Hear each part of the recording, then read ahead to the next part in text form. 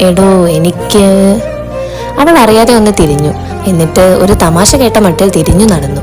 ഗോപന് ദേഷ്യം അരിച്ചു കയറി. എടോ താനെന്താ എന്നെ കണ്ടതുപോലെ നടിക്കാത്തെ? അവൻ മൗനിയായി. തനുവിന് എന്തോ വലിയ വിഷമം തോന്നി. അവൾ തിരിഞ്ഞുകൊണ്ട് പറഞ്ഞു, എടോ സിനിമയിൽ കാണുന്ന പോലെയല്ല, ഇത് ജീവിതമാണ്. ഞാനും താനും സെറ്റാകുന്ന എനിക്ക് തോന്നുന്നില്ല. വെറുതെ സമയം കളയണ്ട. ഗോപൻ ഒരു നിമിഷം മിണ്ടാതെ നിന്നു. എന്നിട്ട് അവളോടായി പറഞ്ഞു, ഓ ശരി, ലോകത്ത് വേറെ പെണ്ണില്ലാഞ്ഞിട്ടാണോ ദൈവമേ ഞാൻ ഈ സോഡാ കുപ്പീനെ നോക്കി നടക്കുന്നേ? ഞാൻ പോണു. താന് ചെറുതായി ഒന്ന് മന്ദഹസിച്ചു. എന്നിട്ട് പറഞ്ഞു, എടോ അത് തന്നെയാ, വേറെ പെണ്ണില്ലാഞ്ഞിട്ടാ താൻ ഈ തീരസാഗരത്തിന്റെ പിന്നാലെ സമയം കളയുന്നേ? ഓ അതെനിക്കങ്ങ് ബോധിച്ചു. താൻ മതി. തന്റെ ഈ തീരസാഗരത്തിൽ ഞാനും ഒന്ന് ഓടിയിട്ട് നോക്കട്ടെടോ. അവൻ അവളെ നോക്കി ചിരിച്ചുകൊണ്ട് നടന്നകന്നു. അറിയാതെ അവളുടെ കവിളുകളും ചുകന്നു. അതിലൂടെ ഭംഗിയാർന്ന നുണക്കുഴി വിരിഞ്ഞു.